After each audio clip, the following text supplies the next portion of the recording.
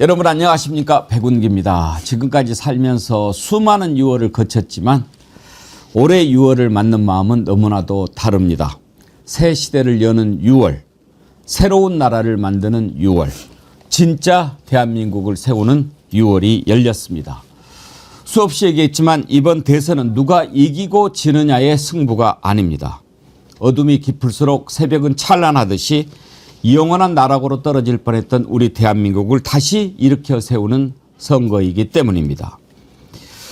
내일이 대선인데 오늘 동영상 하나가 가슴을 울렸습니다. 이재명 후보가 14살 소년공 이재명을 안는 모습. 여러분도 한번 보시죠.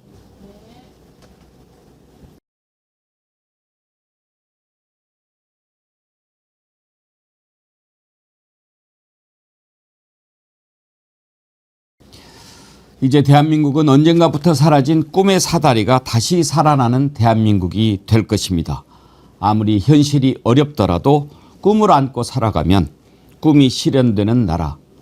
뼈 빠지게 일해도 앞날이 보이지 않던 나라에서 이제 일한 만큼 보답받는 그런 나라가 될 것입니다. 그런 나라가 이제 하루 앞으로 다가왔습니다. 자, 생방송 백운기의 정치 1번지 출발합니다. 정어리 몰에서 이번에 준비한 상품 오늘부터 새로운 게 아주 특별한 거네요. 내일이면 이제 새 나라가 열리지 않겠습니까? 그래서 3일날 6월 3일날 맞이해서 삼겹살을 준비했네요. 오늘부터 미리 소개해 드립니다. 대통령 선거 승리를 기원하면서 여러분들 좋아하시는 삼겹살을 준비했는데 당연히 100% 국내산 한돈이고요. 그냥 삼겹살 하면 조금 밋밋할 수가 있어서 요즘 아주 인기 많은 꽃 삼겹살로 준비를 했다고 합니다. 삼겹살을 이렇게 동그랗게 만들어서 급냉을 시킨 다음에 썰면 이렇게 모양이 꽃 모양처럼 생긴다고 합니다. 그래서 꽃 삼겹살이라고 하는데 강남 스타일 노래를 부른 가수가 먹고 나서 굉장히 유명해졌다고 합니다. 그래서 이름도 강남 스타일 꽃 삼겹살. 이번에 대선 승리 기원 축하를 위해서 준비했는데요. 그냥 구워서 바로 드셔도 좋고 또 얇게 썰려 있기 때문에 샤브샤브로 드셔도 좋고 다양한 방법으로 맛있게 드실 수 있는 강남 스타일 꽃 삼겹살 300g 1인분에 9,900원. 가격도 아주 좋네요. 삼겹살, 목살 두 가지가 있으니까 기쁜 마음으로 즐겨주시기 바랍니다. 오늘 세 분 패널 함께합니다. 최진봉 성공회대 교수님, 임세은 민주당 선대위 대변인님, 양지열 변호사님 어서 오십시오. 안녕하세요. 안녕하세요. 예, 이제 하루 남았습니다. 오늘 마지막 유세를 하는데요. 임세은 대변인님, 네. 오늘 이재명 후보 마지막 유세는 여의도 공원이죠? 예, 그렇습니다. 여의도 공원에서 하고요. 또 그 전에 성남에서도 유세가 있습니다. 유세 성남에서 하고 또 이동해서 여의도로 가는데요. 성남은 아까 저희가 좀 이렇게 찡했던 영상에서 보시면 아시겠지만 그 정치적 고향이기 전에 어려운 시절을 극복했던 정말 진짜 고향인 것이죠. 그렇기 때문에 또 더 의미가 있는 것이고요. 특히나 성남시장 8년간이 이재명 후보가 말하길 그때 시간이 가장 행복했었다라고 추억을 더듬는 바로 그곳입니다. 그래서 본인을 어릴 때 성장도 시켰지만 정치적으로도 입지를 키워온 바로 그곳 성남에서 또 유세가 있고요. 마지막인 여의도 같은 경우는 인간 이재명도 살린 곳이 또 여의도입니다. 정치인 이재명도 살렸지만요. 바로 사실 비상계엄이 약간의 흐트러짐과 어긋남이 있었다면 지금의 우리는 없었을 것이죠. 여기 계신 백운기 앵커님을 비롯해서 뭐 우리 모두가 어디서 무엇을 하고 있을지도 모릅니다. 특히나 이재명 후보는 거의 1순위였기 때문에 지금 생사가 아마 불분명했을 수도 있습니다. 그래서 우리 이재명 후보가 그날 12.3 계엄 때 휴대폰을 틀고 유튜브를 틀면서 시민들에게 와주십사 하고 요청했던 곳이 바로 그 여의도고요. 그래서 비상계엄을 또 우리 시민들의 힘으로 막아냈습니다. 그래서 또 목숨을 살릴 수가 있었고 더 나아가서는 윤석열을 파면을 이끈 곳이 바로 여의도의 빛의 혁명입니다. 그래서 여러 가지 많은 의미를 토대로 민의의 전당인 국회 앞에서 또 비상계엄을 막아내고 지금의 민주주의를 지켜낸 곳, 이곳 여의도에서 마무리를 하려고 합니다. 그래서 많은 분들께서 오셔서 7시부터 진행을 하니까요. 그러한 그 새로 다시 만날 세계를 위해서 우리 여러분들이 힘 모아주시고 응원봉으로 다시 한번 그 빛의 희망, 빛의 혁명을 보여주셨으면 좋겠다라고 부탁드리고 싶습니다. 그래요. 최진봉 교수님, 네. 마지막 유세 여의도 국회 앞 광장 참 의미가 있죠. 의미가 있죠. 사실 국회는 12.3 비상계엄 내란을 일으켰던 윤석열의 그 무도함을 막아낸 장소입니다. 잘 아시는 것처럼 민주당 의원들뿐만 아니라 야당 의원들이 담을 넘어서 국회의장까지 담을 넘어서 이준석은 넘지 않았던 그 담을 국회의원들이 넘어서 결국 비상계엄을 해제했습니다. 그것이 바로 국민의 힘이라면 안 되거든요. 국민들의 어떤 결집된 힘이었고요. 그 국회에 그렇게 수많은 시민들이 와서 뭐 맨몸으로 장갑차도 막고 그다음에 총칼을 막았던 사람들 아니겠습니까? 그 상징적인 장소가 바로 국회입니다. 그리고 윤석열 탄핵을 이루었던 것도 바로 국회입니다. 국회는 민의의 전당이고 국민의 힘이 다시 국민의 힘이 자꾸 나오네. 국민의 열망이 모였던 곳입니다. 그곳이 바로 국회입니다. 저는 그래서 국회에서 여의도에서 한다는 것은 응원봉 빛의 혁명이었죠. 응원봉은 다 제 복라인이긴 합니다만 빛의 혁명이 이루어진 장소입니다. 정말 의미 있는 곳이고 정말 민주주의가 국회로부터 시작해서 또 민주당과 야당의 힘에 의해서 대한민국을 바로잡았다는 그 의미가 되새기는 곳이기 때문에 다른 어떤 것보다 의미 있는 장소라는 생각이 들고요. 그래서 민주당은 마지막 유세를 바로 그 여의도에서 하기로 그렇게 결정을 한 겁니다. 그래요. 참 의미가 있는 그런 마지막 유세입니다. 양재열 변호사님 아마 취임식도 국회에서 하지 않겠습니까? 그럴 가능성이 굉장히 크고요. 사실 이게 12월 3일로 따지면 내일이 딱 6개월째 공교롭게 그래요. 6월 3일이 되는 거 아니겠습니까? 지금 6개월째를 맞고 있는 거고 그날 밤 많은 분들을 충격에 빠뜨렸던 그 윤석열의 계엄 선포 모든 정치 활동을 금지한다라는 얘기가 포고령에 들어 있었습니다. 기억하시겠지만 사실 정치 활동이라고 하는 게 그냥 이게 뭐 국회의원이라든가 대통령이라든가 정부 관료라든가 그런 사람들 하는 게 정치가 아닙니다. 민주주의 국가에서 정치는 국민들이 주인인 거고 국민들이 하는 겁니다. 그리고 여의도는 그 국민들의 뜻을 대변하는 공간이었을 뿐이고 그런데 그 정치 활동을 금지시켰었는데 그거를 풀어낸 게 국민들이 풀어낸 겁니다. 여의도에 모여서 진짜 국민들, 이 국가의 주인은 대한민국 국민이라고 하는 것을 다시 한번 선포하고 지켜냈고 응원봉으로 그거를 확실하게 했던 장소이기 때문에 그 자리에서 이제 좀 내일 오늘 마지막 유세를 한다는 것이고요. 말씀하신 것처럼 국회의 역할과 관련해서 사실 헌법이 무너질 뻔한 그런 상황이었기 때문에 이제 헌법도 개헌한다는 얘기도 나오고 있고 또 다시 한번 대한민국의 정치가 어떤 의미를 가진 것인지 그리고 여의도란 공간을 통해 상징되는 우리 국민의 뜻은 무엇인지를 아마 밝히는 그런 취임식이 되지 않을까 저도 기대하고 있습니다. 예, 이제 내일 본투표입니다. 내일 투표가 끝나면 8시에 출구조사 결과가 나올 거고 밤에 내일 밤 12시 이전에 선거가 나오지 않겠습니까? 대략적으로 보면 지난번에 이제 문재인 대통령이 당선될 당시에도 확정된 게 12시 근처였거든요. 왜냐면 그때도 8시에 조기 대선에 8시에 선거가 맞춰졌고 비슷한 시각에 결과가 나올 가능성이 있다고 봅니다. 그래서 12시 전후로 자정 전후로 해서 확실히 뜰 거라고 봅니다. 물론 이제 보통 지난번 대선도 그랬습니다만 출구조사가 거의 대부분 일치하는 경향을 보이고 있기 때문에 출구조사로 거의 뭐 결정이 될 거라고 보지만 최종적으로 확정되는 것은 자정쯤 되지 않을 그렇게 전망을 하고 있습니다. 사실 이제 개표가 다 마감되지는 않습니다. 왜냐하면 또 섬에서 오는 그런 투표함도 있고 그런 개표가 다 마감되려면 그 다음날 가야 되지만 이제 출구조사가 나오면 요즘에는 출구조사 예측이 거의 100% 맞습니다. 총선은 약간 오차가 있지만 대선 같은 경우에는 아주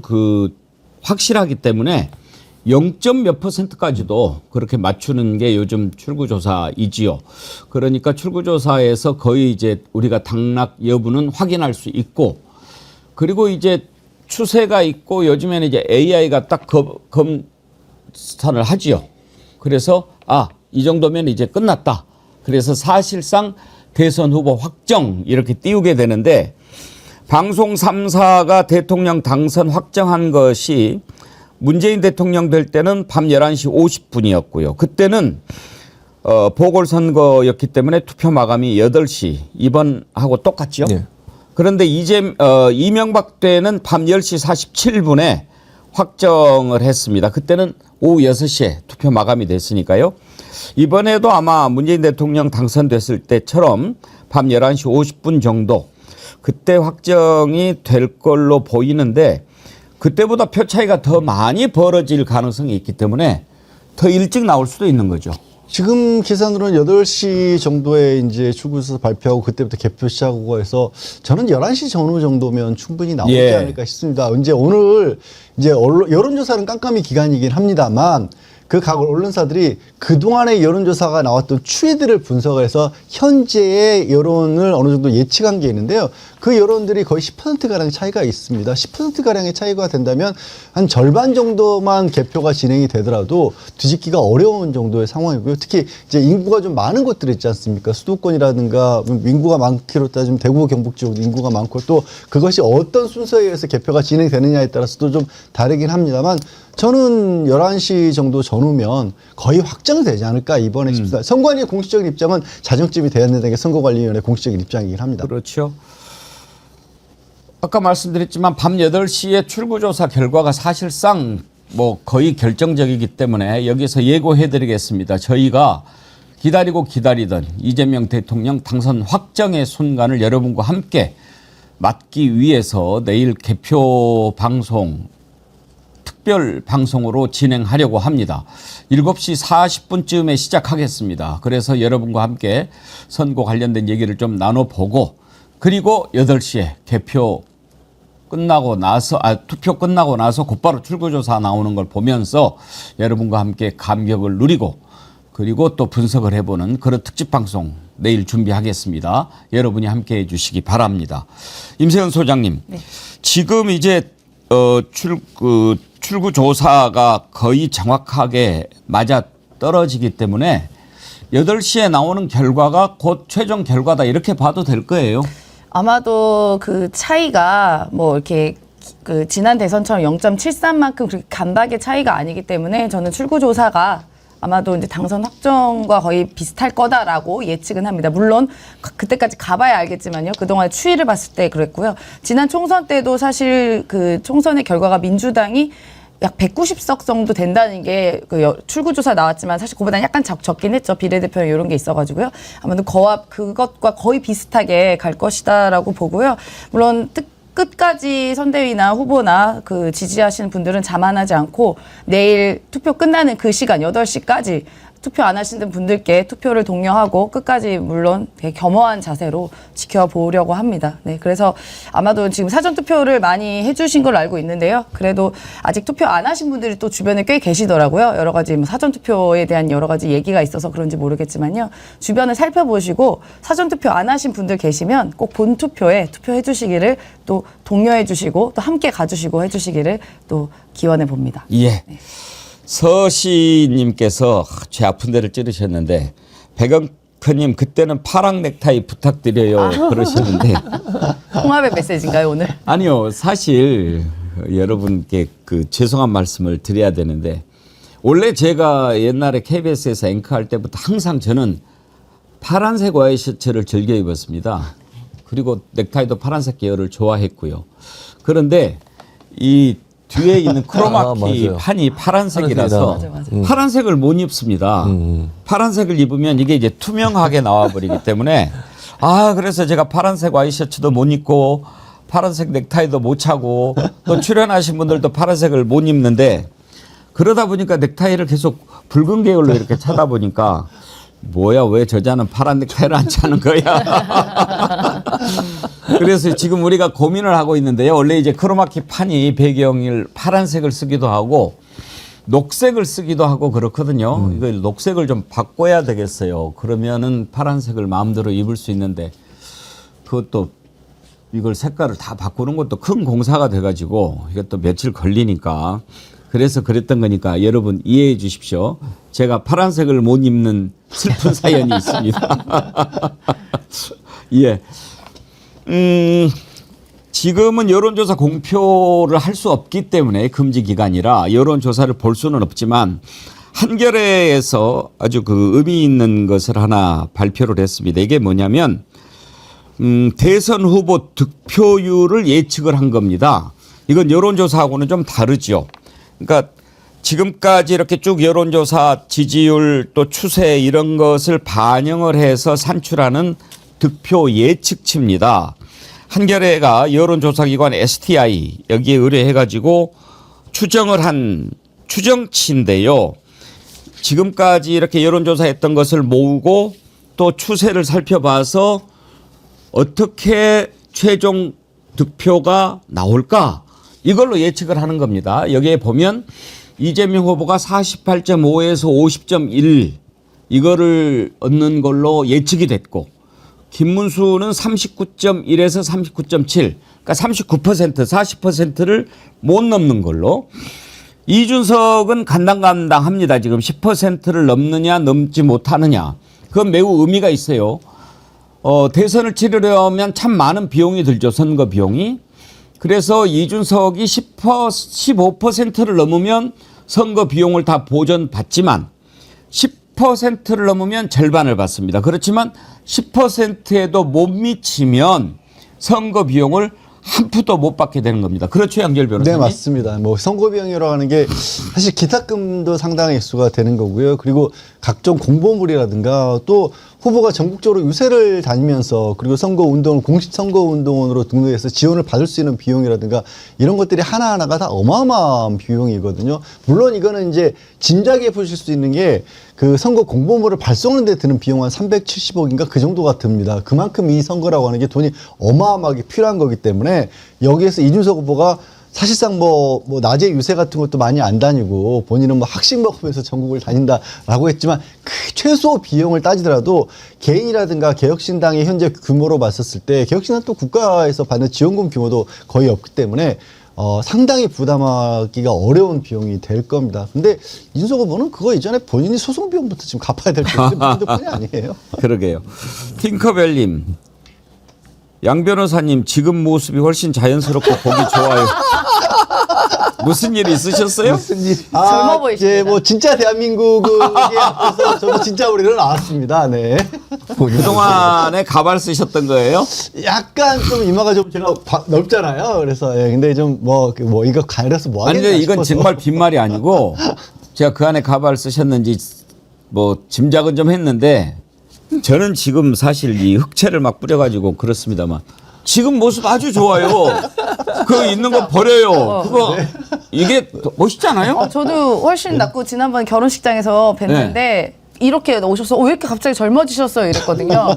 네, 훨씬 좋습니다. 아니 이런 정도면은 전혀 뭐 네, 가발 회사에서 뭐 협찬해 주는 것도 아니고 아니 정말 좋아요 훨씬. 예. 진짜 양지열. 진짜 지난번에 뭐 했어요? 가짜였습니까? AI로. 네. 예, 저는 그거 지지합니다. 녹수님, 앵커님 아따 눈치껏 해불어요. 팬티라도 입고 오쇼. 파란색 넥타이 말씀하시는 거죠? 아따 참. 예, 영주님 훨씬 젊어 보이고 좋구만. 예, 양절 변호사님한테 드리는 말씀이었고요. 이제 마지막 변수 뭐가 있겠습니까? 두 가지 정도 짚어보려고 하는데 아직까지도 단일화 가능성이 있을까요? 저는 물 건너갔다고 봤는데 이재명 후보 제가 금요일 날 인터뷰했잖아요. 그런데 아니래. 아직 살아있을 거라는 거예요. 야, 그럴까요? 그 이재명 후보 그 분석이 그럴듯 하더라고요. 왜냐하면 이 선거 비용을 감당을 못할 거다. 그런 얘기가 있고 또 하나는 뭐 리박스쿨인가 뭐 이상한 뭐 그게 있던데 그 두 가지가 마지막 변수가 아닐까 싶어요. 오늘 그 내용을 짚어보겠습니다. 먼저 단일화 불씨 아직도 살아있다고 보는 이재명 대표 인터뷰를 들어볼 텐데 오늘 실시간 동접자가 일찍이 2만 명을 넘어섰네요. 그런데 좋아요가 10,000명이 안 됐다는 것은 여러분들이 양지열 변호사님 변신한 것에 너무 충격을 받으셨다. 아니 왜 제가 자, 이재명 후보 인터뷰 들어볼 동안에 여러분 좋아요 한 번씩 꼭 눌러주시기 바랍니다. 단일화 관련해 가지고 제가 물어봤더니 이재명 후보 이렇게 얘기를 했습니다. 단일화는 이제는 물 건너갔다고 봐야죠? 아닙니다. 저는 예. 그 선거 전날이라도 할 사람들이에요. 오. 그게 시도는 끝까지 할 거예요. 어젯밤에도 뭐 전화했다는 소문이 그러니까요. 예. 그 뭘로 합니까? 지금 선거 바쁜데. 저는 단일화 논의하려고 했다고 생각해요. 근데 거래 조건이 잘 안 맞을 겁니다. 네.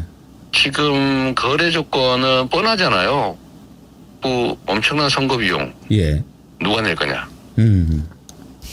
나중에 정치적 입지를 어떻게 보장해 줄 거냐. 결국 그거 아니겠어요? 그 예. 얘기 또 나와 있었잖아요. 예. 저는 그렇게 생각하는데, 근데 이게 보장이 되느냐? 약속했다 안 지키면 못 들어갈 거예요. 그러니까요. 근데 그 보장책 때문에 그러지 않을까 하는 추측이 저는 되긴 해요. 네. 그러나 끊임없이 시도할 거고, 또 선거라고 하는 게 지금 뭐 합치면 이길 수 있다고 그들은 믿잖아요. 뭐 그럴 가능성도 있고요. 이 선거가 그리 녹록한 선거는 아닙니다. 지금 정말 한 표라도 해서 반드시 우리가 이겨야 되고, 예. 또 압도적으로 심판. 예. 지금 이재명 후보 분석은 선거 비용 감당하기 힘들고 지금 뭐 거래 조건이 안 맞아서 그러지 단일화하고도 남을 사람이다. 김문수 후보도 어제 유세에서 단일화 질문에 단일화는 아직까지 끝나지 않았다. 여러 가지 좋은 결과가 있을 것으로 기대하고 있다. 마지막까지도 그런 기대를 놓지 않고 있다. 대선 하루 앞두고 이틀 앞두고 단일화 여전히 살아있다고 이야기를 하는 거예요. 단일화 아니면 뭐 방법이 없다고 생각하는 것 그것은 이해가 되는데 최진봉 교수님. 네. 이재명 후보가 단일화 아직까지도 뭐 가능성이 있다라고 얘기할 때 제가 좀 놀랬지만 이야기를 듣고 보니까 그러기도 하겠다 싶네요. 그러니까 지금 이재명 후보의 말은 단일화가 결론적으로 안 될 수도 있지만 시도를 계속 할 거라는 얘기예요. 그러니까 지금 완전히 포기하지 않았고 완전히 끝난 게 아니다. 경계해야 된다는 말로 저는 들었거든요. 왜냐하면 아까 이재명 후보가 얘기했던 말하고 저도 동의하는 게 뭐냐면 이게 딜이라고 하는 협상을 할 때 서로의 조건이 다를 수 있지 않겠습니까? 그 조건이 안 맞아서 뭐 이게 무산될 수는 있지만 끊임없이 양측 다 단일화에 대한 시도를 할 거다. 오늘 밤까지도 저는 할 거라고 봅니다. 오늘도 뭐 지라시에 보니까 찌라시는 그런 것도 돌았어요. 오후 뭐 몇 시 이후에 이준석 후보 뭐 일정이 없고 그다음에 유세를 같은 지역에서 한다잖아요. 뭐 같이 어떻게 할지 모르겠지만 그런 얘기까지 나오고 있는 정도입니다. 그러니까 사실관계는 모르겠지만 이준석 후보 입장에서도 지난번에 막말을 했잖아요. 그리고 나서 지지율이 좀 빠지는 걸로 물론 이건 공표할 수 없으니까 우리가 알 수는 없지만 그렇게 대체적으로 분석이 되고 있습니다. 그러면 10%가 안 넘긴다고 가정을 해보면 이준석 후보 입장에서는 계속 완주하기가 상당히 부담스러울 겁니다. 그리고 그건 본인의 문제뿐만 아니라 개혁신당 전체에 큰 부담이 될 수밖에 없어요. 당의 존립 자체가 흔들릴 수도 있거든요. 그런 상황이 되기 때문에 협상 과정에서 그걸 받아들이는 예를 들면 선거비용 보존이라고 하는 부분을 협상 조건으로 집어넣고 하는 방법들이 있을 거라고 보기 때문에 저는 남아있다고 생각하면서 저도 아직도. 그래서 왜냐면 이게 보세요. 하는 듯 하다가 무산되고 하는 듯 하다가 무산되고 그러잖아요. 지난번에도 김재원 비서실장인가 그분이 방송에 나와서 그랬잖아요. 얘기 다 돼가다가 갑자기 입장을 바꿨다. 그게 바로 협상이 제대로 이루어지지 않은 거라고 저는 보거든요. 조건이 다르기 때문에 무산이 돼가고 있는 것이지 시도를 멈추는 건 아니다. 결국 오늘 밤 늦게까지도 계속 시도를 할 거라고 저는 생각합니다. 근데 딜을 한다, 거래를 한다, 선거를 앞두고 너 뭐 줄게 뭐 한다. 예. 양재열 변호사님 만약 이렇게 되면은 그거 중대한 법 위반 아닙니까? 원칙적으로 그렇게 될 경우에는 공직선거법에 위반이 될 수 있기 때문에 그런 약속 자체를 이제 한다라고 공식적으로 얘기는 못 하겠죠. 그럼에도 불구하고 이제 단일화 얘기를 끊임없이 할 수밖에 없는 게 저들이요. 뉴스에 국민들에게 호소할 수 있는 게 하나도 없어요. 단일화 얘기 말고 생각해보시죠. 지난 한 2, 3주 정도에 무슨 좋은 뉴스가 국민의힘이 됐건 아니면 이준석 후보가 됐든 내놓은 게 있습니까? 얘기 잠깐 한 것처럼 네거티브나 하고 있고 망언이나 하고 있고 유세장 올라가가지고도 자기들끼리도 이재명 후보 찍어달라는 얘기나 하고 있고 뭐가 나올 게 없지 않습니까? 그래서라도 단일화 얘기를 끊임없이 지금 군보를 떼는 거고 실제로 시도도 어느 정도 할 거고 또 민주당 입장에서 봤을 때는 그런 정도의 다짐 최후까지 끝까지 정말 조심하고 경계해야 된다는 그런 자세가 필요한데 저는 아까 했던 조건도 조건이지만요. 이준석 후보 입장에서 지금 안 되고 있는 이유는 제가 봤을 때는 그거예요. 누구랑 약속을 하지? 국민의힘에? 누구랑 약속을 하면 지켜지지? 저 당에 지금 주체가 있나요? 저 당의 대선 이후에 미래가 보이나요? 아마 그것 때문에 지금 못하고 있는 게 아닌가 싶습니다. 그거 말고는 뭐 얘기는 끊임없이 하겠죠. 불도그 이찍님, 이찍이라고 하신 거 보니까 국민의힘 지지하시는 분 같은데 그래도 이렇게 우리 정치1번지 들어와서 보시고 댓글도 남겨주셔서 감사합니다. 불도그님. 불도그님은 이런 희망을 댓글에 올려주셨네요. 김문수, 이준석 대구 유세 같은 시간대 잡힘.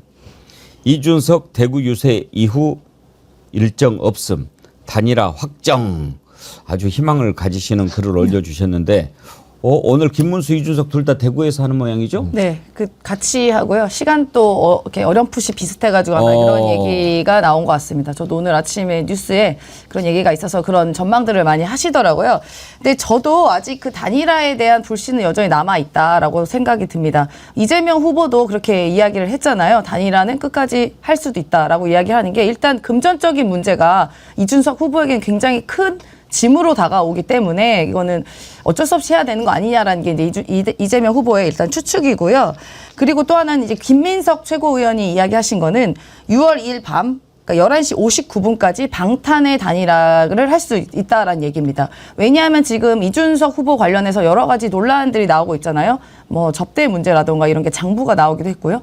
이런 것들 때문에 아마도 수사가 불가피하다. 그렇게 되면은 개혁신당이라는 조그만 당보다는 그래도 국민의힘이라는 거대 정당의 그늘막에 있어야 그나마 있는 뭐 여러 가지 수사나 이런 것들을 피할 수 있기 때문에 그런 불씨가 남아 있다라고 이야기를 합니다. 그리고 저도 추측하는 여러 가지 중에 하나가 일단 아까 대구 이야기도 있지만요. 일단은 김문수 후보가 여전히 단일화 시도를 계속하고 있다는 겁니다. 오늘도 어제도 뭐라고 얘기했냐면 이준석 과의 단일화는 아직 안 끝났고 마지막까지 좋은 결과를 기대한다라는 이야기를 또 했고요. 또 김문수 후보는 어떤 사람입니까? 이미 단일화 사기극으로 한번 재미를 봤어요. 한덕수 후보랑 단일화한다 해가지고 후보가 된 다음에 나중에는 소위 말하면 본인이 약간 안 한다고 해서 뒤로 빼가지고 대선 후보가 됐잖아요. 이번 그런 재미를 봤기 때문에 이번에도 그런 시도를 또 하지 않을까라는 생각이 또 듭니다. 그리고 이준석 후보도 명분을 만들어야 되는 시기라고 보거든요. 그러면 이준석 후보 같은 경우는 뭐 금전적인 것도 당연히 1순위겠지만 명분 어떻게 만드냐면 분명히 이런 식의 이야기를 할 것 같다는 생각이 듭니다. 요즘 계속해서 김영삼 뭐 전 대통령 이야기를 하고 또 노무현 대통령 얘기를 계속 하시는데요. 아마도 갑작스러운 단일화를 딱 한 다음에 김영삼 전 대통령 같은 경우는 3당 합당 후에 대통령이 됐잖아요. 이런 예시를 딱 들면서 내가 호랑이 굴에 들어가서 호랑이를 잡겠다. 그런 마음으로 국민의힘을 들어갔다. 뭐 이런 식의 명분은 충분히 만들 수도 있을 거다. 전 그렇게 생각합니다. 그래서 아직까지 불신 살아있다. 그런데 뭐가 됐든 이준석의 미래는 그다지 밝지 않다. 네. 그렇지요. 이준석은 지난번 토론 때 그 젓가락 망언으로 이미 정치 생명 끝났다고 봅니다. 그래서 더 단일화의 유혹을 느낄 수도 있겠죠. 방금 전에 소개해드린 불도그 이찍님께서 불도그 유튜버가 이찍이란 걸 알린 아이디인데요. 저는 일찍입니다. 그러시군요. 죄송합니다. 이렇게 써놓으시니까 제가 착각했네요. 예, 감사하고요. 오늘 이제 대구에서 김문수, 이준석이 마지막 유세를 한다. 그리고 이준석이 그 이후에 일정이 없다. 이런 걸로 봐서 마지막으로 단일화하지 않겠냐. 이렇게 지금 전망들을 하는데요. 더 싸울 힘이 있을까 싶어요. 지금 이준석은 스스로 그 입에 올릴 수 없는 말을 해서 정치 생명이 끝장날 위기에 처해 있는데 또 이런 녹취가 나왔어요. 이준석 성상납 의혹과 관련해 가지고 그동안 뭐 국민들이 다 그랬을까라고 생각했지요. 그리고 또 국민의힘에서 막 이렇게 마음대로 콕 끼어가지고 갖고 놀 때 꼼짝 못했던 것도 그 증거가 딱 있으니까 그랬을 거라고 생각했는데 그 녹취가 공개가 됐습니다. 어떤 녹취냐면요. 그러니까 2013년이죠. 12년 전에 대전 유성에서 성상납을 받았다. 그런 의혹이 제기되지 않았습니까? 그때 김성진이라는 사람이 이제 접대를 해서 이렇게 했는데 녹취를 이렇게 들어보면 그때 그 유흥업소의 관계자 같아요. 사장이든지 뭐 아무튼 접대를 했는데 그런데 요지는 뭐냐. 그때 김성진이가 주재는 했지만 그때 야야야 이렇게 해줄 테니까 네가 다 알아서 모셔라고 해서 내가 다 한 거다. 그러니까 지금 내가 형편이 어려우니 너 나 좀 도와줘야 되겠다라고 이준석한테 전화하는 거죠. 말로는 몇 번이나 이거 협박 전화 아니고요 라고 하지만 협박이죠. 이준석이 언제 전화 받았는지 정확히는 모르겠습니다만 의원님 하는 거 보니까 국회의원 당선 이후 같아요. 근데 그 바쁜 사람이 무려 20분이나 통화를 해요. 20분이나. 20분이나 통화하는데 제가 오늘 그 20분을 다 들어갔어요. 쩔쩔매요.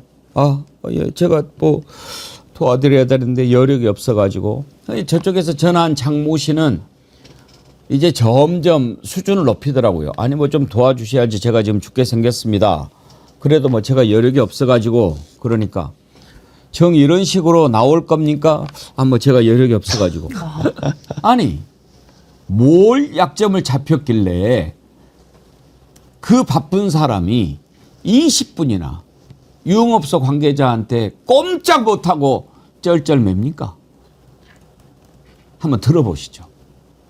여보세요? 네. 의원님, 네. 예, 아이카스트 장준희 사입니다. 네, 안녕하세요. 예, 안녕하세요. 네. 어떻게, 좀 도와주실 수 없으시겠어요? 예? 좀이라도 도와주실 수 없으시겠어요? 아이고, 제가, 근데 제가, 금전적으로는 제가, 뭐, 전혀 제가 뭐 있는 게 아니지 않습니까? 뭐. 제가 솔직하게 그런 건, 정말 좀만 도와주세요. 아니, 제가, 근데, 제가 지난번에 말씀드렸듯이 제가 다 솔직하게 다 말씀드리지 않았습니까? 그거는. 정말. 제가 이사님 제가 예전에 뵀던 인연이 있지만은, 근데 제가, 예, 하다못해 진짜 농담 아니라 제가 술값이나 그 배나사 모임 선물 세트나 이런 거는 제가 받아야 될 거 아니겠어요, 솔직히. 예? 솔직하게 그렇잖아요. 예, 그건 저도 그때 이제 그 말씀 주셔가지고, 저도 그거, 이사님이 그렇게 말해서 보내주신 것을 처음 알았거든요, 그때. 아니 그러니까 그 뭐 접대도 제가 다 한 거고 다 한 거지만 나 분명히 말씀드리는 게 그거예요. 남을 지금 해코지하거나 이렇게 인생 살지 않았어요. 그랬으면 네. 김성기 같은 새끼를 내가 모시지도 않았지. 예? 예. 내가 그렇게 할 이유가 없었죠. 그러니까 저는 그때 그렇게 그 이사님 다 그거 막 패키지도 하시고 이렇게 하셨다는 거 듣고 정말 너무 깜짝 놀랐어요, 저는 그게. 저게 2019년 5월 10일자네요. 그러니까 국회의원 당선 전이고 위원이라고 했겠죠. 그런데 최진봉 교수님, 예. 저걸 들어보면 약점이 잡혀도 단단히 잡힌 사람 아닙니까? 이준석의 평소 스타일이라면 저렇게 안 하죠. 그러니까요. 이제 저렇게 쩔쩔매면서 전화를 받는 스타일 자체가 아니에요. 만약에 잘못된 거면 협박하냐, 뭐 하는 거냐 이렇게 얘기해야 되잖아요. 어디다 대고 뭐 이렇게 그렇겠죠. 했겠죠. 그렇게 아니 전 국민을 대상으로 그런 망발을 하는 사람이잖아요. 근데 지금 전화 통화 내용 보면 점점 목소리가 줄어들어요. 뭔 소리인지 잘 모를 정도로 줄어들 뿐만 아니라 어쩔 줄 몰라 하고 있어요. 끝까지 들어보면 더 네. 가관이에요. 장모 씨라는 저 사람은 막 도리어 뭐 협박 비슷하게 하잖아요. 저게 뭔 내용인지 우리가 알 수가 없으니까 뭐라고 얘기는 못 하겠지만 장모 씨라는 사람 이거 내가 받아야 되는 거 술값이라도 받아야 되는 거 아닙니까? 누가 고자세고 누가 저자세입니까? 이건 뭔가 약점이 잡히지 않으면 저런 형태로 통화를 할 수가 없어요.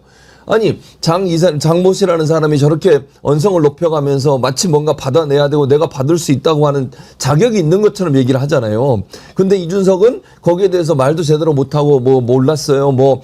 나중에 알게 됐어요. 이런 얘기를 한다고 하는 것은 뭔가 회피하고 싶은 마음이 있는 거예요. 그러니까 저거는 명백하게 저 통화 스타일로만 보면 장모라는 사람이 장모 씨라는 사람이 뭔가 혜택을 주고 받아내야 되는 상황에 있는 것을 우리가 짐작할 수 있고 이준석 입장에서는 그걸 어떻게인지 모면해 보려고 지금 돈이 없다 이런 얘기하면서 이런 얘기 하잖아요. 그럼 뭔가 약점이 잡힌 거예요. 약점 안 잡히고 누가 저렇게 전화 통화를 합니까? 그것도 유력한 정치인 중에 한 명이었잖아요. 그런 사람이 누가 이렇게 만약에 왜 술값이라도 내놔라 이러는데 가만히 있을 사람이 누가 있습니까? 저거는 명백하게 뭔가 약점이 잡혀 있는 거다. 그걸 명백하게 보여주는 그런 상황이라고 생각이 듭니다. 그리고 양재열 변호사님, 이제 저걸 녹음을 했지 않습니까? 그리고 언젠가는 이제 써먹으려고 하다가 이제 이번에 공개가 된 건데 혹시 들어보셨습니까? 네, 들었습니다. 저도 그 20분간을 다 들었는데 완전히 이걸 뭐라고 표현해야 될까요? 딱 이렇게 코가 꿰는 어떤 그런 느낌이 딱 들더라고요. 그러니까 지금 혹시 이제 배경을 좀 모르시는 분들에서 조금 더 전달을 드리자면 이런 겁니다. 2013년도에 그러니까 이준석이라는 사람이 박근혜 퀴즈로 갑자기 청년을 대변하는 젊은 정치인인 것처럼 그렇게 주목을 받고 있었을 때였고요. 또 그때 당시에 박근혜가 이제 취임해서 권력을 잡고 난 뒤에 그거를 이용해서 뭔가 자기 사업이라든가 이런 걸 해보려고 해서 사기죄로 결국에는 처벌을 받은 김선진이라는 사람이 있습니다. 예. 그 사람이 이제 이준석이라든가 다른 유혈가들을 모아서 접대를 한 겁니다. 대전 쪽으로 불러들여서. 근데 그때 그 접대 뭐 쓰고 한 돈들이 뭐 20억이 넘었다 이런 얘기가 있는데 이준석과 관련해서는 그때 당시에 장부를 보면 적어도 2번 이상 접대를 했었던 걸로 나옵니다. 그리고 선물 같은 것도 줬다라는 것이고요.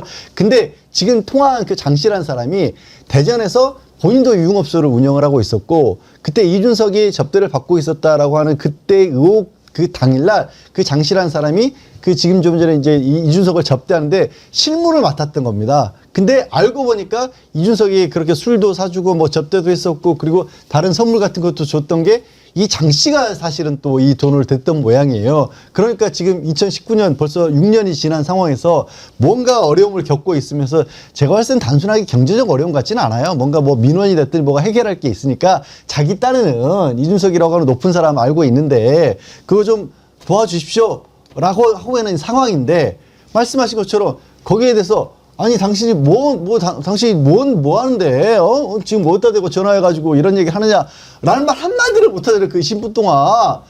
이준석이 저렇게 말하는 건 저는 사석에서도 본 적이 없어요. 사실은 방송할 때뿐만이 아니라 사석에서조차도 고개 뻣뻣이 세우고 누구한테도 그냥 큰 소리 치고 자기 손이나 쓴 사람들한테도 그냥 막 함부로 대하는 사람인데 야 이준석이 저렇게 말도 하는구나.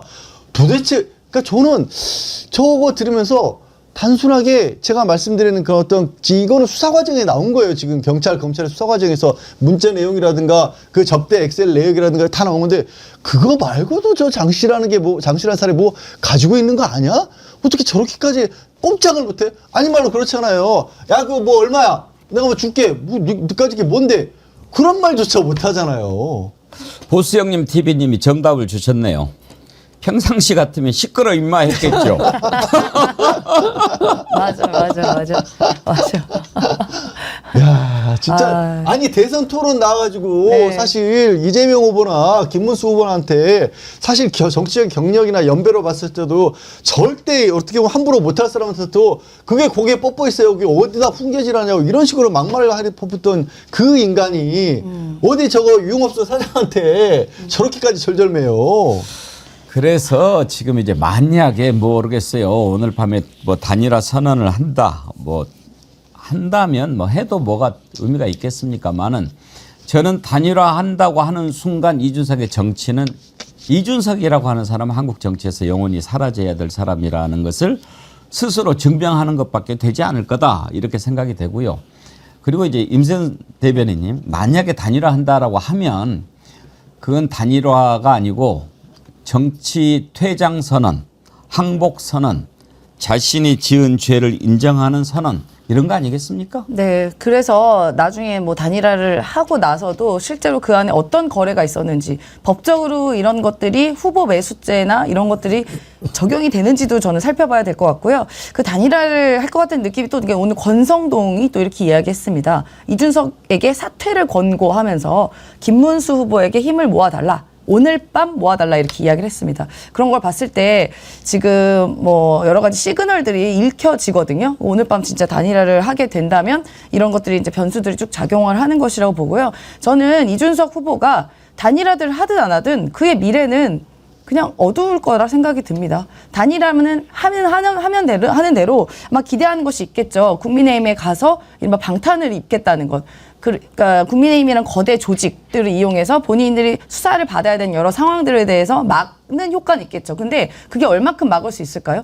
어느 순간부터는 국민의힘 사람들도 잠깐 이용하다가 버릴 겁니다. 그들의 특징이 그래요. 단물 빨고 버리는 게 그동안 국민의힘에 있었던 사람들의 특징 아니겠습니까? 그 무엇보다 그렇게 단일화를 하고 나서 이런 여러 논란들, 지금 나와 있는 녹취를 비롯해서 여러 가지가 계속해서 나온다면 국민의힘 사람들조차 먼저 의원직 제명안에 먼저 서명할지도 모른다라는 그런 생각이 듭니다. 예. 네.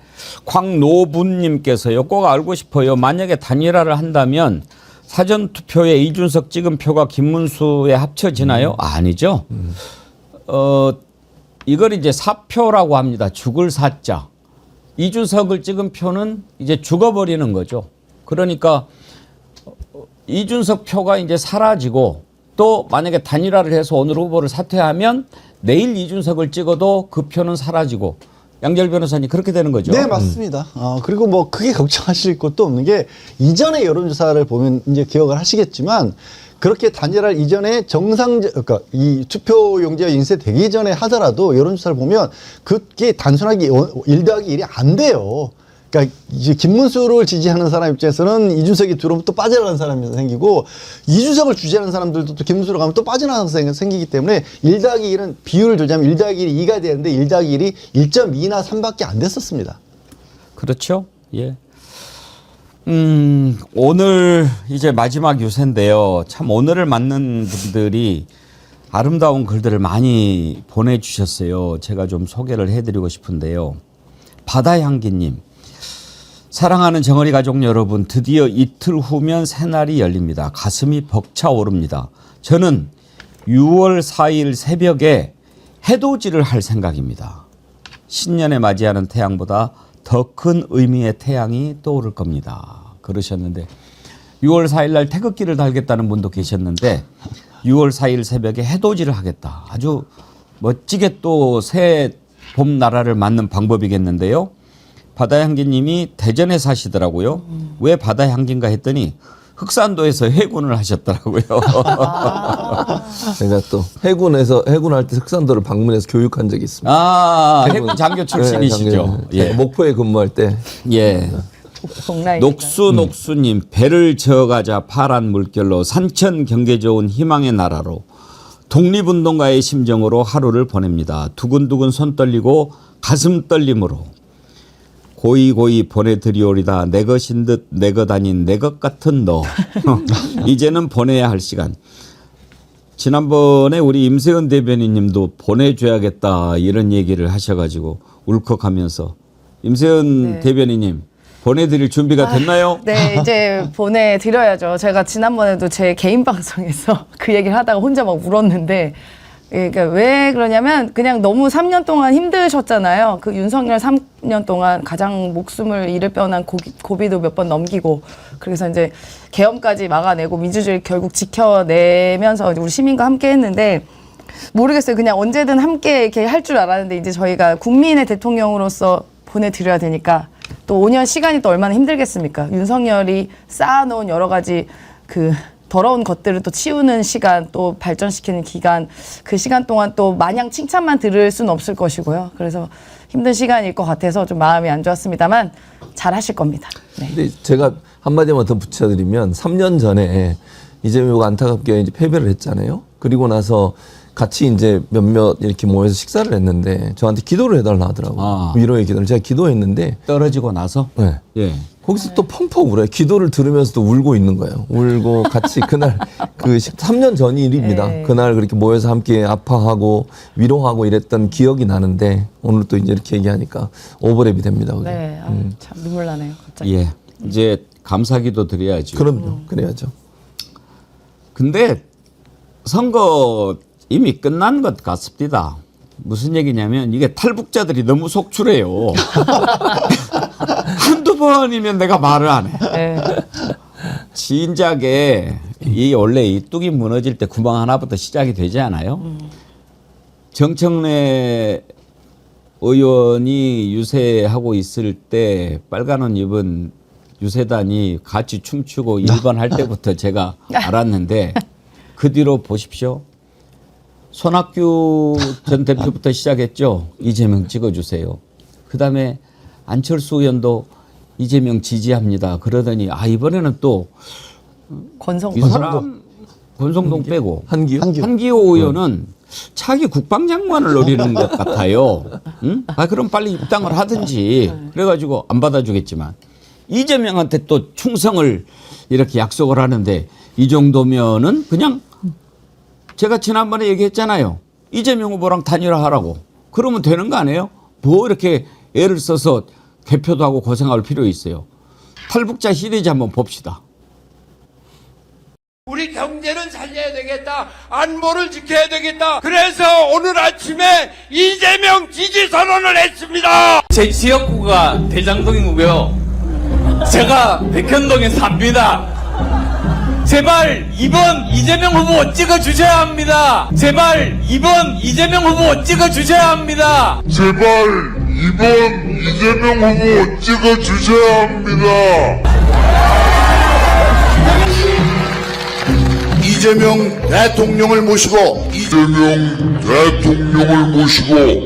확실하게 대한민국을 지키겠습니다. 감사합니다. 필수! 이재명 대통령을 모시고 확실하게 대한민국을 지켜주세요. 근데 좀 다른 사람이 지키면 더 든든하긴 하겠습니다. 많은 양재열 변호사님. 예, 그렇습니다. 아니, 저런 게 사람이 참 무의식이라는 게 무서운 것 같습니다. 우리가 뭐 그런 책도 있지 않습니까? 뭐 코끼리를 생각하지 마라 이런 책도 있고 또 이런 걸 또 뭐 심리학적으로 분석하시는 분들은 너무 긴장한 상황이 되면 자기가 가장 두려워하는 실수를 의도적으로 하게 된다고 하더라고요, 사람이. 그러니까 이것만은 피해야 되는 거지 하는 것들이 실제로 일어나기 때문에 그걸 저렇게 표출한다고도 하고 근데 또 이 자세히 좀 들여다보면 그냥 웃을 수만은 없는 게 아까 안철수 지금 의원 같은 경우에는 그렇게 2번 이재명이라고 얘기를 하는데 뒤에 또 윤상현 의원이 있어서 또 그걸 또 박수를 치고 있어요. 그리고 장내 아나운서는 아이고 2번이 아니라 1번입니다, 1번 이러고 있어요. 그러니까 얼마나 지금 국민의힘이 총체적 난국인지를 스스로들 지금 증명을 해내고 있는 겁니다, 저거. 뭐 자기들도 대세를 다 알겠죠. 갈고리님 미치겠다. 정어리 TV 보고 듣는 게 대한민국을 살리는 겁니다. 아유 감사합니다. 슈퍼챗도 보내주셨고요. 새로운 세상 새로운 인물님. 백운기 정어리 TV 덕에 지인들 많이 설득했습니다. 또 임세은 소장님 팬이 돼서 투표 동료도 많이 했어요.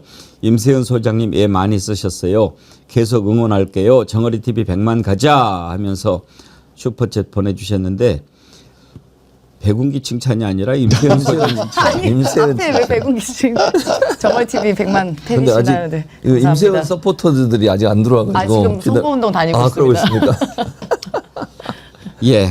그리고 이제 또 한 가지 변수가 리박스쿨인가 뭔가 이건데 이거 가기 전에 참 그 아까 제가 오프닝 때 봤던 그 영상 가슴이 참 찡하지 않았습니까? AI가 만든 영상이더라고요. 한쪽에는 14살 소년공 이재명 그리고 지금의 이재명 후보인데 그 14살 소년공 이재명을 이렇게 꼭 안아주는 그 영상 너무나 잘 만들었어요. 제가 보는 순간 울컥했고 지금도 좀 울컥한데요. 다시 한번 볼까요?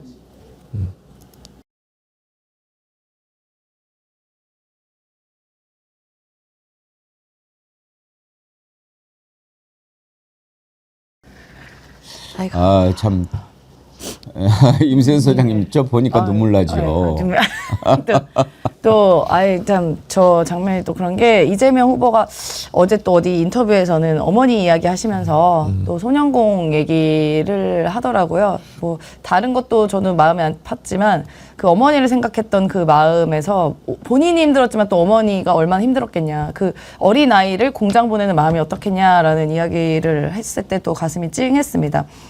그러니까 지금 저 나이 때가 중학교 1학년인가 그렇지 않습니까? 14살 때 이제 소년공이 된 건데, 그러니까 좀 모르겠어요. 제가 아들이 지금 6학년이거든요. 그러니까 내년이면 저 나이 때가 되는데 저렇게 공장에 다니고 팔을 다치고 뭐 얻어 맞고 밥도 못 먹고 그런 삶을 내가 그렇게 볼 수 있을까라는 생각도 들지만 그걸 누가 견딜 수 있을까라는 생각도 들어요. 제가 이재명 후보를 보면서 느낀 게 저도 어떻게 보면 정치 지망생이고 정치를 하고자 하는 사람인데 저라면은 뭐 저렇게 못 살았을 것 같거든요. 그러니까 저렇게 가족들이 다치고 죄 없는 가족들이 수사받고 기소받고 취직도 못하고 그리고 본인 자체로도 목숨을 죽을 뻔한 고비를 넘기고 비판받고 같은 편한테도 오히려 공격받고 같은 편에 있는 사람들이 잡아가라고 내주고 이런 일을 겪을 때 이 정치라는 것이 신물나고 못 버티고 그만두고 싶을 생각이 12번도 들지 않았을까. 그런데 그 시간을 버텨주신 것만으로도 저는 굉장히 감사하고 또 죄송하고 또 버텨주시고 또 이렇게 지켜주시고 또 후보가 돼주시고 그것만으로도 참 감격이 듭니다. 그래서 저 앞으로 이재명이란 사람을 통해서 가난하고 없어도 의지만 있고 능력이 있다면 제2의 이재명도 될 수 있다라는 희망을 또 이재명 후보가 준 것 같아서요. 뭐 지금 뭐 금수저 아니면 뭐 대학도 못 간다고 그러고 좋은데 못 간다고 그러고 성공도 못 한다고 하지만 저희는 다시 한번 이재명을 봐라라는 그런 교훈이 생길 것 같아서 제가 아이들에게도 그런 걸 잘 가르칠 수 있을 것 같다는 생각이 들어서요. 더 감사한 마음이 듭니다. 네, 그래서 반드시 또 성공한 대통령이 돼야 또 그러한 그 위인의 업적들을 또 더 잘 만들어낼 수 있을 것 같은 마음이 듭니다. 네. 그래요. 최진봉 교수님, 언젠가부터 우리 사회에 이제 꿈의 사다리가 사라져 버렸잖아요. 그랬죠. 사다리를 어떤 놈이 밑에서 발로 걷어 차버린 것 같은 그런 세상이었는데 만약에 이제 이재명 후보가 대통령이 되면 정말 저렇게 앞이 보이지 않는 그 막막한 세월에도 꿈을 잃지 않고 살아왔던 어린 소년이 이 나라의 대통령이 되는 그런 역사가 다시 한번 만들어지게 되잖아요. 저는 그렇게 생각합니다. 이게 말씀하신 대로인데 소년공 14살 이재명을 지금의 이재명이 안아주는 모습을 보면서 서로에게 위로가 됐다고 저는 생각해요. 그 아픈 과정에서 소년공으로 일하면서 학교 가는 거 옆에 다른 친구들 학교 가는 거 보면서 얼마나 부러웠겠습니까. 근데 지금의 이재명을 안으면서 그래도 수고했다, 고맙다 이렇게 얘기했을 것 같고요. 또 지금의 이재명이 소년공을 안으면서 그때 힘들었지, 그래도 그때 네가 있어서 내가 있는 거야 라고 얘기해 주는 것 같은 느낌이 들었어요. 그래서 저는 이재명 후보가 청년들에 대해서 관심이 많고 과학기술 발전에 대해서 관심이 많습니다. AI 100조도 얘기했지만 지금 사실은요, 윤석열은 청년들한테 기대 가지고 기생하면서 정치를 했지만 청년들을 위해서 뭘 한 게 있습니까? 아니, 투자하는 거 다 없애버리고 청년들 지원하는 것도 다 줄여버렸습니다. 실제로는 청년들을 힘들게 했던 인간이 바로 윤석열이에요. 이재명 후보는 지금까지 계속 청년들에서 경기도 있을 때도요, 청년들에게 그 생활비나 아니면 쓸 수 있는 돈을 지원하는 걸 계속 했었고요. 청년 지원제도라 그래서. 그리고 청년들이 취업하고 이럴 때 면접 볼 때 옷 있잖아요. 옷도 대여해 줬어요. 양복 같은 게 없고 이렇게 정장 같은 게 없는 사람들 필요하면 대여해 주는 역할까지 했습니다. 그리고 청년들이 뭐 창업 활동이나 아니면 미술 활동이나 개인 발전 활동하면 그것도 지원하는 걸 경기도에서 실천했던 사람이에요. 그래서 희망의 사다리라고 하는 건 모든 사람이 동일하게 교육받고 또 교육받은 것을 바탕으로 해서 성공할 수 있는 기회를 제공해 주는 거 아니겠습니까? 국가가 저는 그런 일을 해야 한다고 보고, 이번에 그 공약 중에도 보니까 청년들 그 저축하는 그에 이렇게 옆에 도와주는 거 있잖아요. 그걸 우리가 갑자기 지금 단어가 생각이 안 나는데, 예를 들면 뭐 50% 되면 정부에서 50%를 지원해주는 군인들이 지금 그렇게 하고 있거든요. 군인들이 자기 월급 모아서 하면 체험인가 뭐 그런 게 있던데. 노랑우산 같은. 예, 뭐 그런 거예요. 그러니까 예를 들면 뭐 10,000원을 저금하면 국가에서 10,000원을 대주는 거죠. 그래서 나와서 뭐 1년 몇 개월, 6개월인가요? 이렇게 근무하고 나오면 자립할 수 있는 돈을 어느 정도 마련할 수 있는 것처럼 청년들에 대해서 그런 중소기업 다니거나 아니면 청년들이 저축하고 적금을 하면 정부가 일정 부분 또 매치해주는 그런 매칭 펀드 같은 것도 마련하기로 했거든요. 이게 바로 말씀하신 성공의 사다리를 하나하나 놔주는 거예요. 그렇죠. 국가가 해주는 거죠. 저는 이재명 후보가 분명히 그거 할 거라고 보고 그런 희망의 메시지를 전달하는 것이 이번 선거의 목적이 아닌가 하는 생각이 듭니다. 저 뭉클한 AI 영상의 그 시초가 이거였군요. 추억의 메텔 박경은 님께서요, 이재명 대표님이 인터뷰할 때 어린 이재명을 본다면 꼭 안아주고 싶다고 하셨어요. 어머님 생각에 눈물도 보이셨고요. 너무 뭉클하고 눈물이 나네요. 이재명 이름만 들어도 가슴이 쨍하고 아립니다. 자식을 키우는 엄마라서일까요? 그 어머님도 얼마나 아프셨을까요? 그리고 어머님을 생각하는 이재명 후보님 너무 훌륭합니다. 그런 걸 주셨는데, 그래요. 어린 이재명을 본다면 내가 꼭 안아주고 싶다. 내가 살아왔던 내 날들을 사랑하고 안아주고, 그래 재명아 너 수고했다. 여기까지 오느라고 얼마나 힘들었니? 그러는 거 아니겠습니까? 네, 그렇습니다. 그리고 많은 분들이 뭐 말로 설명드릴 수 없는 그런 것들을 각자가 다 느낄 수 있을 것이고요. 저는 뭐 이런 생각도 좀 듭니다. 우리가 성공이라고 하는 것의 의미부터 다시 한번 또 세워볼 필요가 있는 게 아닌가. 그러니까 이재명 후보가 대통령이 된다고 해서 그게 최고 권력의 자리에 국가 원수에 올랐다고 해서 성공이라고 그걸 봐야 될 것인가. 그런 것보다는요. 그러니까 이 본인이 가지고 있는 능력을 가지고 자기의 자리를 어떤 것을 국가를 위해서, 남을 위해서, 사회를 위해서 쓸 수 있다라는 것을 또 매진을 한 거 아니겠습니까? 그리고 그것의 가치를 우리가 또 인정해 주는 것이고요.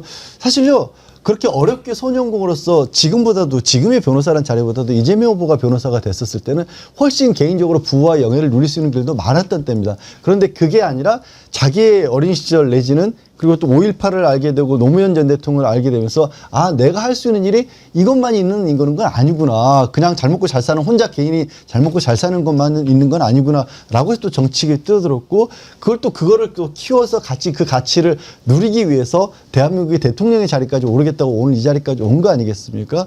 그런 과정들 그리고 말씀드린 것처럼 언젠가부터 우리 대한민국이 경제적으로 성공을 하다 보니까 큰 선진국의 대열에 오르다 보니까 돈이 가치의 중심인 것처럼만 그렇게 여겨지는 그런 부분들도 있거든요. 아, 그런 것만은 아니구나. 우리가 다 같이 함께 살고 공동체가 같이 살고 그 어떤 경제적 성장의 과실이라고 하는 것들도 같이 어느 정도 누릴 수 있고 이런 것들을 지금 몸으로 보여주고 계시고 또 그 가운데서도 굉장히 많은 어려움을 또 이겨냈다라는 것들 그런 것들이 아, 우리 사회가 정말 윤석열의 그 어떤 아무랬던 3년을 다 거꾸로 더 빛나게 만들어줄 수 있는 그런 모습이 되지 않을까 싶습니다. 구구햇빛님, 혈기왕성해서 팔팔할 나이에 가난을 못 견디고 공장생활. 저 시절에도 저런 경우는 진짜 최악이었는데 그걸 극복하고 살아준 것에 박수를 보냅니다. 같은 동년배로서 눈물이 납니다. 그러셨습니다. 성주님, 오늘 이재명 마지막 뉴스 듣고 싶어서 제주에서 비행기 타고 12시 30분에 서울 갑니다. 오, 예, 대단하십니다. 자, 오늘 이제 마지막 유세인데 변수 단일화 가능할까 한번 짚어봤고요. 이 리박 스쿨인가 뭐 이상한 뭔 바가지 스쿨 말이죠. 일단 이 리박 스쿨 대표가 손효숙이라고 우체국장 출신인데 교육부에 무슨 뭐 자문위원까지 하더라고요. 논란이 되니까 오늘 해촉을 했던데 이게 뭔가 한번 들어보고 짚어보겠습니다.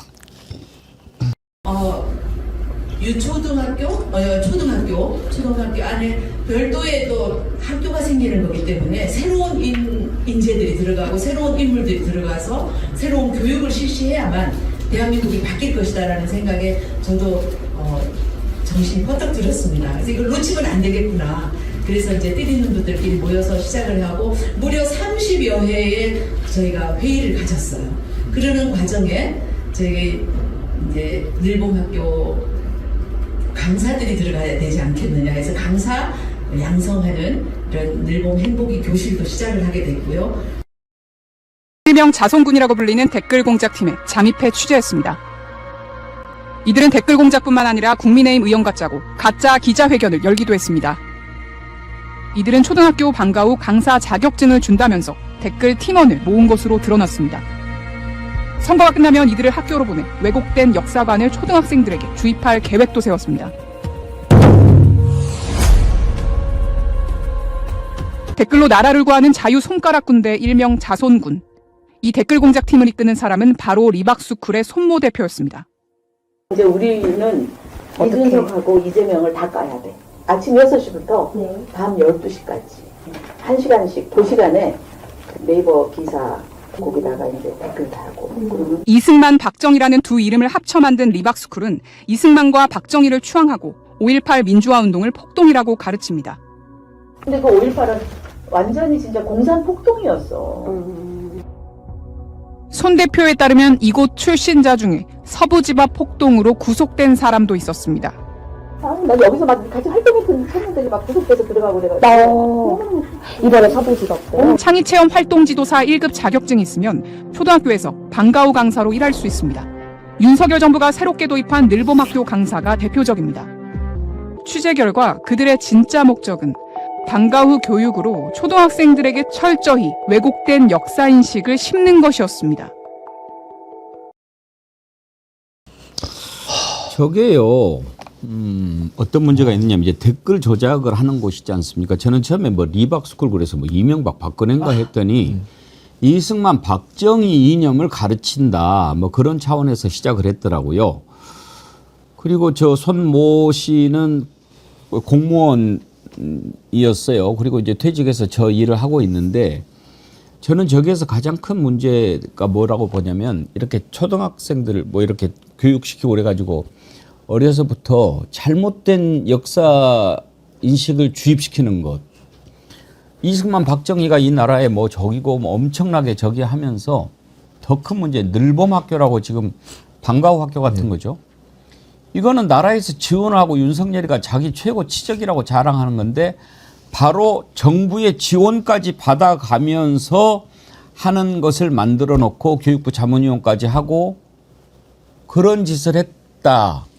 이게 최진봉 교수님 국가적 범죄 아닙니까? 국가적 범죄죠. 저거를 교육부가 몰랐다고 얘기하는 모르겠는데 교육부가 제대로 확인을 해봤어야 되는 거 아닙니까? 저 사람이 예를 들면 교육정책자문위원으로 위촉이 됐는데 위촉할 때 이 사람이 무슨 일을 하는지 어떤 단체에서 일하는지 확인해봐야 되는 거 아니에요?